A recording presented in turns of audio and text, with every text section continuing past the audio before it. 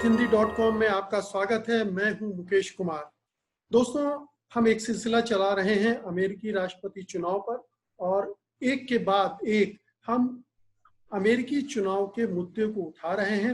हमारे साथ जाने माने चुनाव विश्लेषक, सी वोटर के फाउंडर और अमेरिकी चुनाव के जानकार यशवंत देशमुख हैं, जो कि अमेरिकी चुनाव की परतें लगातार खुलते जा रहे हैं।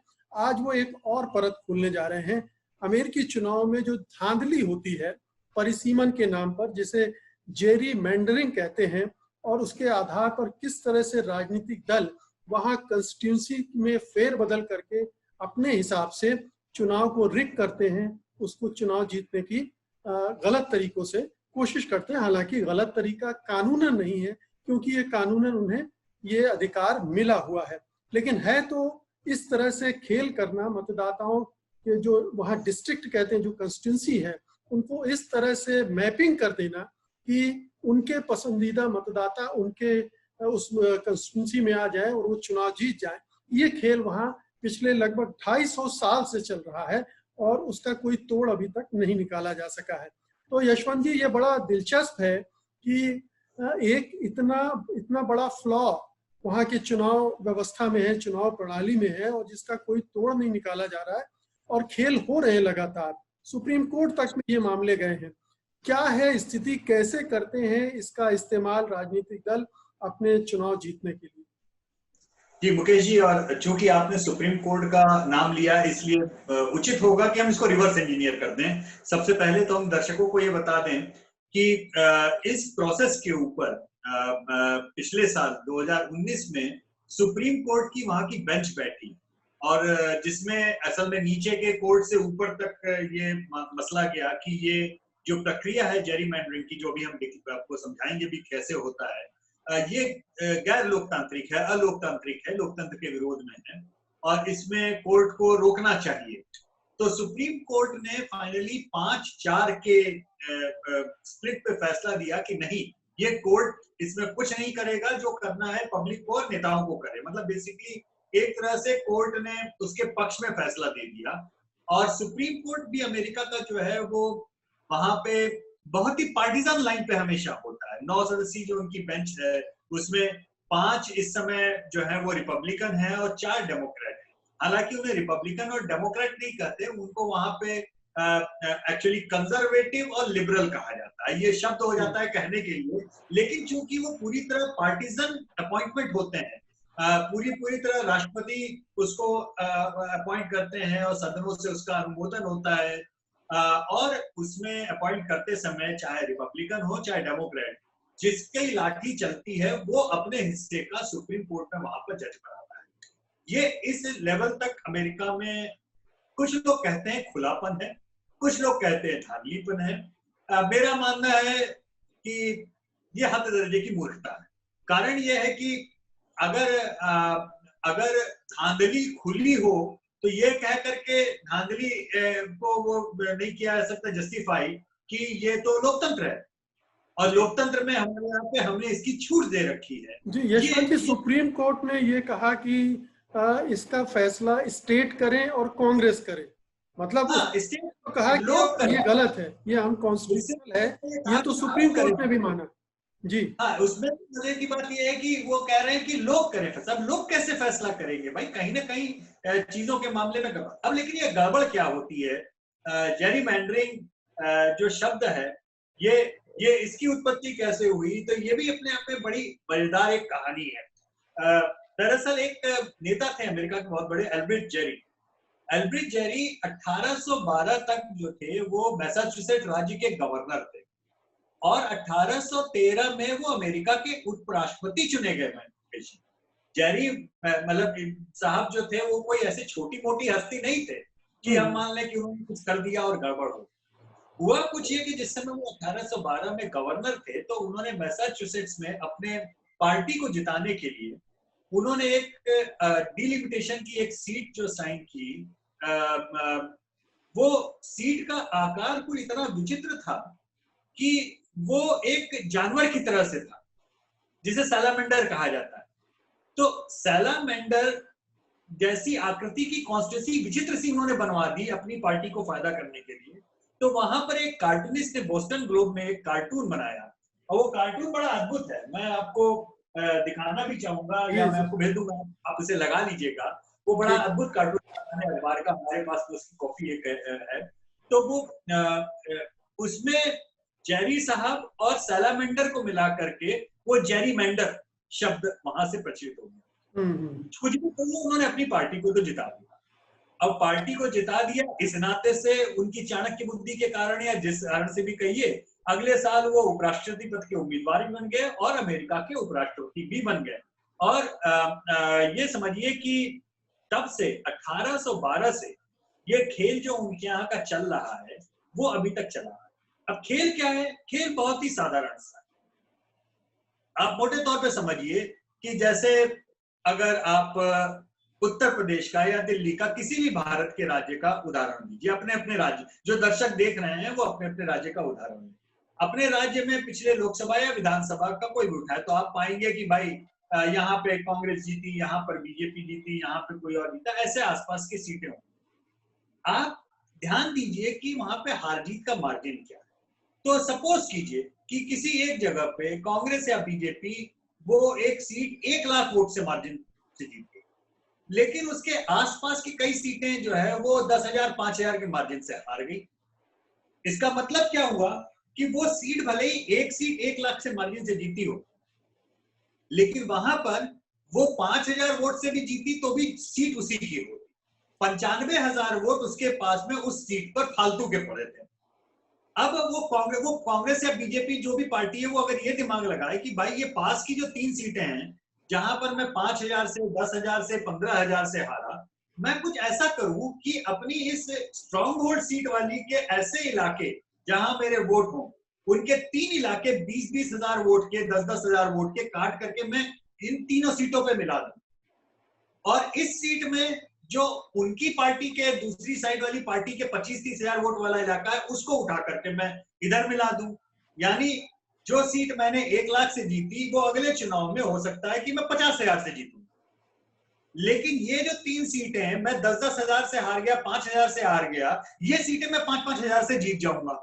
मैं इसको थोड़ा सा और दूसरे तरह से समझाता हूं यशवंत जी। मान लीजिए कि मुझे यादव के वोट नहीं मिलते हैं, तो मैं यादव के वाले मोहल्ले को आउट कर दूंगा, या दलितों के मोहल्ले को आउट कर लूंगा, या ब्राह्मणों के बामन टोले को आउट कर दूंगा, और मैं इस तरह से अपनी मेजोरिटी जो है वहां एक तरह से मैन्युफैक्चर कर लूंगा। तो ये क्या है?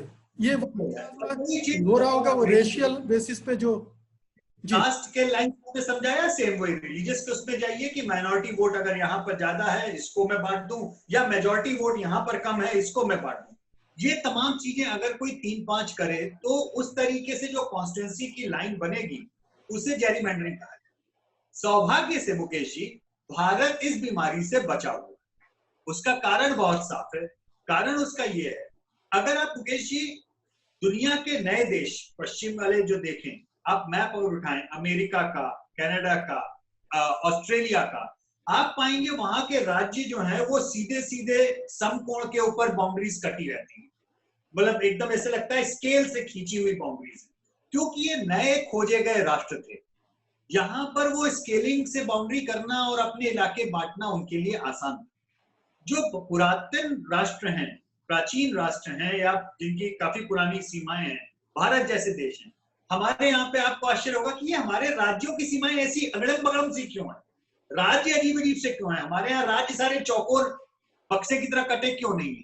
उसका कारण ये है कि हमारे जैसे राष्ट्रों में पुरानी सीमाएं भौगोलिक चीजों से आधारित, मसलन नदी आ रही है, नदी के इस तरफ ये राज्य है, नदी के उस तरफ वो राज्य है, या पहाड़ आ रहा है, या कुछ और आ रहा है, जंगल आ रहा है, उसके इस तरफ हमारी भौगोलिक जो सीमाएं रही हैं, कल्चरल सीमाएं भी वैसे ही बटी, और उसी के आधार पर हमारे भाषागत कह लीजिए, जियोग्राफिक कह लीजिए, हमारे राज्यों की सीमाएं निर्धारित। अब इन राज्यों के अंदर सिमिलरली हमारे जिलों की भी सीमाएं वैसी पर, आपको जिले भी उत्तर कोई भी राज्य उठा लीजिए, उसमें आपके सारे जिले भी ऐसे गोल गोल ऐसे ऐसे करके, मतलब कोई भी चौकोर नहीं है समकोण में, क्योंकि उन जिलों की भी जो नैसर्गिक सीमाएं हैं वो हमेशा नदियों ने, नालों ने, जंगलों ने, इन सब ने तय की। तो हमारे यहाँ जिले ये पुराने समय से डिफाइंड होकर के तहसील और जिले जो हमारे यहाँ चले आ रहे थे, जनपद जिन्हें कहते हैं, और ये जनपद और इसकी अवधारणा ये कोई अंग्रेजों या मुगलों के समय की नहीं है, ये बहुत पहले से राज्य जनपद ये हमारे यहाँ पे कई हजार साल से ये अवधारणा है। और केवल भारत में नहीं मुकेश जी, दुनिया के प्राचीन जितने राष्ट्र हैं सब जगह पे ऐसे बातें लागू। अब इसके अंदर मतलब उत्तर प्रदेश के अंदर मान लीजिए मेरठ का जिला, मेरठ के जिले के अंदर असेंबली सेगमेंट, लेकिन असेंबली सेगमेंट के नीचे भी हमारे यहाँ के दो क्रिटिकल एलिमेंट हैं। ग्रामीण इलाकों में हम ग्राम पंचायत या गांव और उसकी बात करते हैं, और शहरी इलाकों में म्युनिसिपैलिटी और उसके अंदर के वार्ड। तो कुल मिला के हमारे यहाँ का जो सिस्टम है वो सेंट्रलाइज्ड इलेक्शन कमीशन के अंदर होने के कारण, और चूंकि हमारे यहाँ पॉपुलेशन की साइज उसके हिसाब से बांटने के कारण हमारा सिस्टम ज्यादा रोबस्ट है। हमारे यहाँ पर इसलिए भी है कि परिसीमन की जिम्मेदारी राजनीतिक दलों पर नहीं छोड़ी गई है, सरकारों पर छोड़ी गई है। उसकी व्यवस्था हमने स्वतंत्र थोड़ा कर रखी है, तो इसलिए उसमें घालमेल करने का मौका नहीं मिल रहा है। अब अमेरिका लौटते वापस, यशवंत जी, अमेरिका किस तरह से ये घालमेल चल रहा है? अमेरिका की घालमेल में यह है कि शुरू दिन से ये आजादी नेताओं को रही कि किस तरीके की कॉन्स्टिट्यूएंसी वो अपने लिए मार्क करते हैं, अपनी कॉन्स्टिट्यूएंसी में कौन से इलाके रखने हैं, कौन से हटाने हैं, ये नेताओं के हाथ में रहा। नेताओं से अर्थ यह है कि जिसकी उस समय बहुमत उस राज्य में हो। तो जब जिसका उस राज्य में आया, एक क्रिटिकल इसमें एलिमेंट है कि वहां पर भी हर 10 साल में सेंसस होता है। तो सेंसस के समय, जैसे 2010 के सेंसस के समय में समहाउ कुछ ऐसा हुआ था कि अधिकांश राज्यों में रिपब्लिकन्स की सरकार, तो नए सेंसस के आते ही बड़ी तादाद में फेरबदल करने का मौका उस समय रिपब्लिकन्स को मिल गया। इसका मतलब ये कतई नहीं है कि ये घालमेल डेमोक्रेट्स ने नहीं की, डेमोक्रेट्स मौका मिला होगा, उन्होंने किया की है, कोई कमी नहीं है मुकेश जी। इस मामले में, इस हमाम में दोनों अच्छे खासे नंगे, कोई वो नहीं। तो जो 1812 में जो आपने प्रक्रिया शुरू की, पहले तो प्रक्रिया मुकेश जी केवल इस बात पे थी कि हम जो सीट हार रहे हैं कम मार्जिन से, हम उसे जीत लें। धीमे धीमे 200 सालों में ये प्रक्रिया होते होते ऐसी हो गई कि पार्टियां इस पे फोकस करने लगी कि जो हम सीट जीत रहे हैं वो जीतते ही रहे। अमेरिका में जो वहां की संसद है उसके दो अंग हैं, एक नीचे हाउस ऑफ रिप्रेजेंटेटिव जिसे अपने यहाँ का लोकसभा मान लें, ऊपर सीनेट। तो 435 सीटें कुल जमा उनकी नीचे के उसमें। अब 435 में ये करते करते अपनी अपनी स्ट्रॉन्ग होल्ड को और मजबूत बनाते बनाते बीच की सीटें स्विंग वाली वो कम होती चली गई। जब स्विंग वाली सीटें कम होती चली गई मुकेश जी, आपको आश्चर्य होगा जान करके कि 435 में से मोटे मोटे तौर पे आप माने कि 398 सीट आज की तारीख में ऐसी हैं जिन्हें आप डीप रेड या डीप ब्लू कह सकते हैं। यानी पूरे अमेरिका में 435 उनकी लोकसभा की सीटों में से आज की तारीख में केवल 37 ऐसी सीटें रह गई हैं जिसे आप कहेंगे वो स्विंग सीट है, जिसके आउटकम के ऊपर आप बहुत ज्यादा कयास नहीं लगा सकते। और ये प्रक्रिया ये ऐसा नहीं कि 200 साल में ही पहले हो गई, 200 साल से चलती रही। लेकिन आप कितना रीसेंट है ये पराक्रम इनका कि 1992 में 103 सीटें स्विंग श्रेणी में आती थी और आज की तारीख में 2020 में केवल 37 रह गई। यानी 90 का दशक, 2010, 30 सालों में, पिछले 30 सालों में जो 1/4 सीटें स्विंग थी, आज की तारीख में घट के 10% से भी नीचे आ गई, हालत ये हो गई। और एक और आपको आंकड़ा दूंगा, बड़ा मजेदार आपको लगेगा सुनने में, कि 1992 में डेमोक्रेट्स की लैंडस्लाइड लीड, लैंडस्लाइड से मतलब जिसे कहते हैं जहां पे वो कभी हार ही नहीं सकते, ऐसी सीटें 1992 में केवल थी 65। आज की तारीख में ऐसी सीटें हो गई है 124। और 1992 में रिपब्लिकन की लैंडस्लाइड सीटें थी 58, जहां वो कभी हार नहीं सकते थे। आज ऐसी सीटें हो गई है 128, यानी 124 उनकी और 128 रिपब्लिकन की। 252 सीटें मुकेश जी 335 में से ऐसी हैं जहां पे कुछ मायने ही नहीं रखता, कौन खड़ा हो कुछ नहीं फर्क पड़ता, वहां के नतीजे तय हैं। अब आप सोचिए कि जैरीमैंडरिंग करते करते इन लोगों ने यह स्थिति पैदा कर दी है कि पूरा अमेरिका या तो ब्लू या रेड में बट गया है। और एक बड़ा इंटरेस्टिंग पेपर है जो आप दर्शक भी पढ़ना चाहें तो जरूर पढ़ें। अभी तो वहां के मनोवैज्ञानिक इसका पता लगाने में लगे हैं और इसको अंडरलाइन कर रहे हैं कि पहले तो नेता और पॉलिटिकल पार्टीज ने जेरीमैंडरिंग की, अब स्थिति अमेरिका में यह है लोग कर रहे हैं। लोगों से अर्थात यह है कि मुकेश जी और यशवंत जी अब घर ऐसी ही जगह ढूंढ रहे हैं जहां पे उन्हें लगे कि हमारी पार्टी वाले लोग या हमारी आइडियोलॉजी वाले लोग ज्यादा हो। तो जो जो जो जो फसल जो आग नेताओं ने लगाई थी, अब वहां की पब्लिक खुद ही लगा रही है। अब आप अंदाजा लगाइए कि भाजपा समय तक ये कहने लगे कि भाई हम तो मकान वही लेंगे जहां भाजपा के वोटर हैं, और कांग्रेस के वोटर कहने लगे हम तो मकान वही, भैया अभी हम लोग बहुत बचे हैं।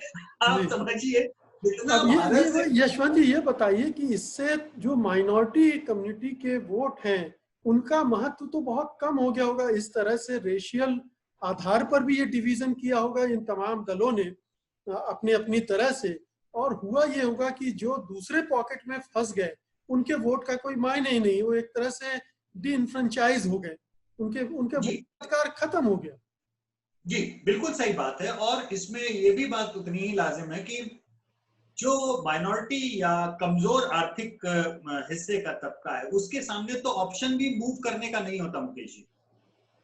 जो अमीर तबका है वो फिर भी ये डिसाइड कर सकता है कि मैं ये घर यहाँ नहीं, मैं यहाँ बनाऊंगा, वहां खरीदूंगा, या मैं अपनी दुकान वहां खोलूंगा। जो गरीब तबका है उसके सामने ये बहुत ज्यादा ऑप्शन नहीं होता कि हम मूव आउट कर जाएं। इसलिए जैसे जैसे अर्बनाइजेशन या बाकी डेवलपमेंट में भी हुआ है उसमें भी ये पैटर्न्स और मजबूत हुए। आज की तारीख में अमेरिका में पहले कहा जाता स्कूलिंग डिस्ट्रिक्ट के कारण लोग घर खरीदते थे। एक सामान्य परिवार स्कूल कैसा है उसके आधार पे घर अपना खरीदता था। आज की तारीख में आइडियोलॉजिकल पैटर्न, ये ब्लू डिस्ट्रिक्ट है कि ये रेड डिस्ट्रिक्ट है, इसके ऊपर लोगों ने घर खरीदना बसावट अपनी तय शुरू कर दी। तो धीमे धीमे ये लाइन अमेरिका की पॉलिटिकल आइडियोलॉजिकल लाइन ये बहुत ही ज्यादा गहरी और गाढ़ी खिंचती जा रही है, जिस दरार में से निकलना उनके लिए ये तभी संभव हो पाता है जब कोई बड़ा नेता समन्वय की बात करने वाला आए। मसलन जब बराक ओबामा आए, मसलन रोनाल्ड रीगन जब आए, जब इस तरीके के बड़े नेता आए जिन्होंने एक तरह से थोड़ी समन्वयता की राजनीति की, या जिनकी फैन फॉलोइंग आप कह सकते हैं कटिंग अक्रॉस बैरियर्स रही, तब तक तो ये चीज कम हुई। लेकिन जैसे ही डोनाल्ड ट्रंप या कोई और गहरा करने वाला आएगा तो वहां पे ऐसा कुछ नया नहीं है मुकेश जी जो वहां पे नया हो रहा है। फर्क केवल यह है कि घाव भरते हैं या घाव कुरंट भाड़ दी जाती है, कुरंट नोच दी जाती है। तो नेतागिरी के अमेरिका में दो ही पहलू हैं, या तो यशवंत जी क्या हम ये माने कि अब इस चुनाव में कुछ नहीं, बस उस 37 सीटों को देखिए आप, बाकी तो सब तय है, तो 37 सीटें बता देंगी कि किस कौन जीत रहा है। तो सारे जो जनमत सर्वेक्षण होते हैं आप लोग करते हैं, तो क्या इन्हीं 37-40 सीटों पर करते हैं या सब जगह करते हैं? आपको आश्चर्य होगा कि जब मैंने 2008 में अमेरिका में पोलिंग करनी शुरू की तो जैसे आपने 37 सीटें तो ये लोकसभा के हिसाब से वो हुआ, लेकिन वहां पे जो प्रेसिडेंशियल पोल होते हैं वो तो पूरे राज्य के वोट पे होते हैं। तो जैसे आप 37 सीटों को बोल रहे हैं वैसे ही राज्य के लिहाज से 10 स्विंग स्टेट, 40 सीट से राज्य वहां के प्री डिसाइडेड है, पहले से निर्धारित है। तो मुझे बड़ा आश्चर्य हुआ कि करीब करीब 20 राज्य ऐसे हैं अमेरिका में जहां पे पोस्टर पोलिंग ही नहीं करते हैं अधिकांश। वो कहते हैं हम पोल क्यों करें, जहां के रिजल्ट मालूम है। और ये बात एक तरह से सही भी है, मतलब लगता है कि बात में गलत क्या है जब वहां पे नतीजे बदलने नहीं। तो हमने तो खैर हालांकि पूरे अमेरिका के हिसाब से करना शुरू किया और शायद उसके बेस का हमको थोड़ा सा फायदा 2016 की सफलता पे भी उस कारण से मिला। लेकिन स्विंग स्टेट्स का ही पोल करो, ये वहां की एक खासियत है, जिससे पता लग जाएगा कि आखिर में जीतने वाला कौन है। इसी आधार पे भारत में भी कई बार लोगों ने कोशिश की कि स्विंग सीट्स निकाल के केवल उसका पोल करो, लेकिन भारत में ऐसा इसलिए नहीं है। भारत में हर सीट तो स्विंग सीट है मुकेश जी।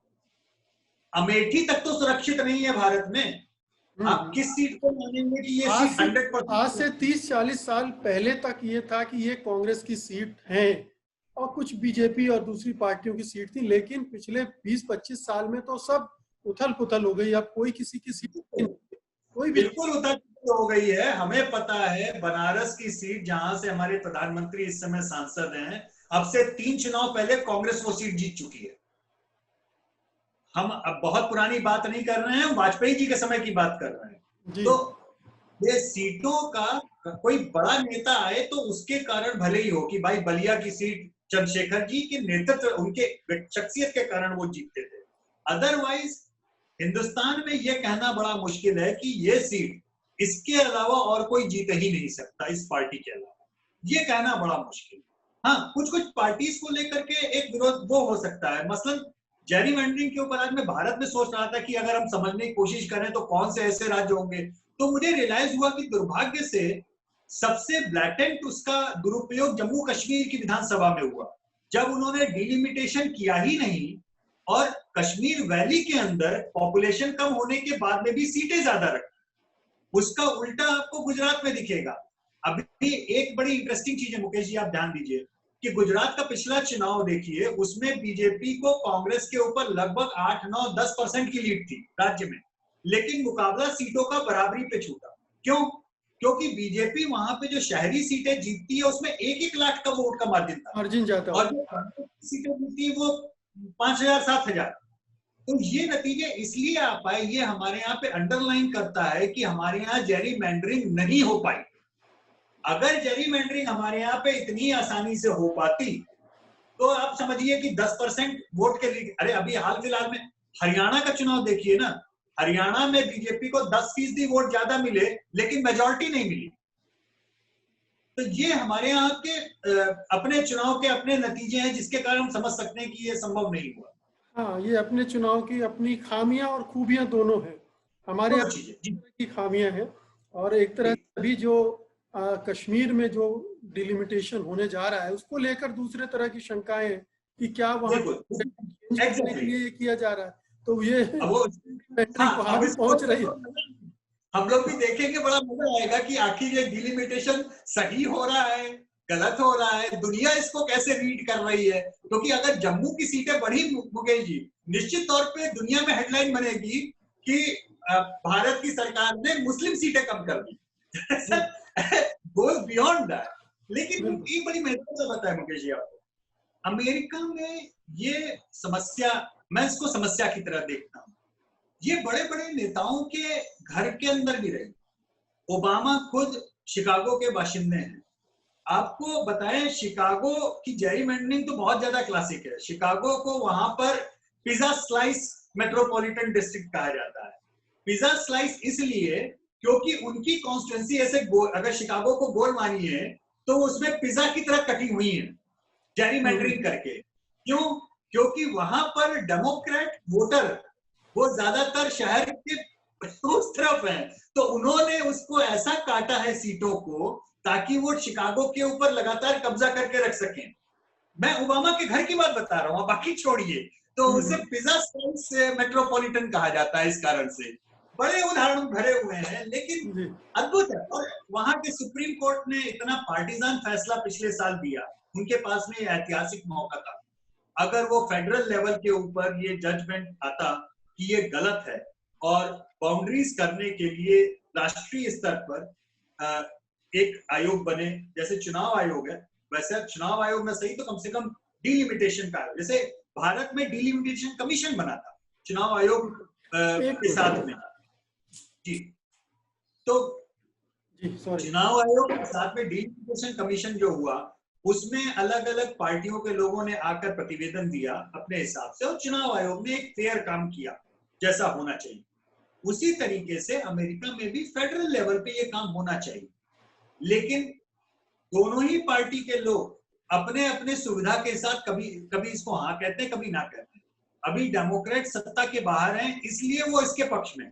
जिस दिन डेमोक्रेट सत्ता के अंदर आते हैं, वो उस दिन इसके विरोध में हो जाते हैं। ठीक यही हमारे यहाँ उस पर होता है ना कि क्राइम को कैसे पॉलिटिक्स से अलग किया जाए और इलेक्शन में कैसे उनको बाहर किया जाए, इसको लेकर आम सहमति तो सब में है कि होना चाहिए, लेकिन अभी तक कदम नहीं उठाया गया है। तो ये विरोधाभास कहें, पाखंड कहें, ये हर जगह मौजूद है। सुविधा की राजनीति जो है वो हमेशा इस तरह के सुधारों को, परिवर्तनों को रोकती है। बहुत जी बिल्कुल जानकारी मिली यशवंत जी। जी, और इसमें केवल मैं ये कहना चाहूंगा कि इतना सब होने के बाद में भी ऐसा नहीं है कि अमेरिका के चुनाव मुकेश जी फिक्स्ड हो गए। अमेरिकी चुनाव में बहुत कुछ हमारे सीखने लायक है, जिसके ऊपर अब हम आगे आने वाले एपिसोड्स में भी आएंगे। जैसे अमेरिका के चुनाव का सबसे मजबूत जो दो हिस्से हैं, वो उनकी एक तो प्राइमरीज, मैं मानता हूं कि नेता कौन बने इसके लिए पार्टी के अंदर भी खुला लोकतंत्र, खुला मतदान होना चाहिए। अगर ये नहीं होता, अच्छा या बुरा जैसे भी आप कहें, ना तो वहां पर बराक ओबामा राष्ट्रपति बनते, ना ट्रंप राष्ट्रपति बनते, दोनों ही उम्मीदवारियों की उसके हिसाब पर। भारत में ये कमी है। अभी हम लोग कांग्रेस का हाल देख रहे हैं, चाहे हम बीजेपी का भी देखें, कहीं ना कहीं हमें ये चीज दिखती है कि अंदरूनी लोकतंत्र भारत की पार्टियों में न के बराबर है। दूसरा जो वहां की बहुत अच्छी चीज मुझे लगती है, जो अब शुरू होगी, वो है डिबेट्स, जो प्रेसिडेंशियल डिबेट्स हैं, जिसमें मुद्दों के ऊपर जो दो प्रमुख उम्मीदवार हैं राष्ट्रपति पद के, आमने सामने डिबेट करते हैं टेलीविजन के ऊपर, और पूरी जनता देखती है। हमारे यहाँ वो डिबेट्स नहीं, किसी भी पद के लिए, चाहे वो लोकसभा का हो, चाहे विधानसभा का हो, चाहे मुख्यमंत्री हो, चाहे राष्ट्रपति हो, प्रधानमंत्री हो, डिबेट्स नहीं है। ये जो वहां की बहुत अच्छी चीजें हैं, वो इनके ऊपर भारी पड़ती है। इसलिए जैरीमेंडरिंग के बावजूद भी, इतने बंटने के बावजूद भी हमने देखा कि वहां पर बुश भी चुनाव जीते, क्लिंटन भी जीते, ओबामा भी जीते, और अभी डोनाल्ड ट्रंप भी जीते। ये उनके यहाँ पर भी 8 साल 4 साल का ये जो बदलाव है रिपब्लिकन और डेमोक्रेट्स का। और इनवेरिएबली एक और मजेदार बात बताएं, अमेरिका की राजनीति में ये भी होता है कि राष्ट्रपति जो बनता है, उसके बाद में कांग्रेस पे दूसरी पार्टी कब्जा कर लेती है। वहां की इनकम्बेंसी का कुछ ना कुछ हाल यही रहता है। अधिकांश समय रिपब्लिकन राष्ट्रपति होता है तो डेमोक्रेट्स का कांग्रेस पे कब्जा होता है, डेमोक्रेट राष्ट्रपति होता है तो रिपब्लिकन का कब्जा हो जाता है। तो ये वहां की अंदरूनी लोकतंत्र की प्रॉब्लम भी है और उसकी मजबूती भी है, जिसे हमें समझना पड़ेगा। ये तो चेक एंड बैलेंसेस है, चेक एंड बैलेंसेस है, इस तरह से कि कोई हो जाए ना कांग्रेस और ना ही राष्ट्रपति।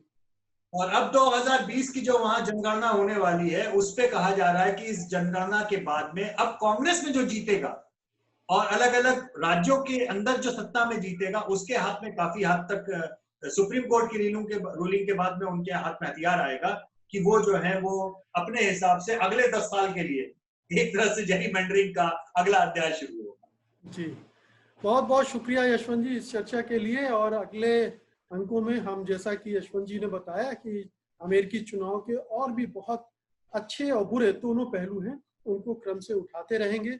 उम्मीद है कि आप हमारे साथ बने रहेंगे इस श्रृंखला में। बहुत बहुत शुक्रिया यशवंत जी, धन्यवाद। बहुत बहुत धन्यवाद। सत्य हिंदी के और वीडियोस को देखने के लिए हमारे YouTube चैनल को सब्सक्राइब करें और सीधे नोटिफिकेशन पाने के लिए बेल आइकन दबाएं।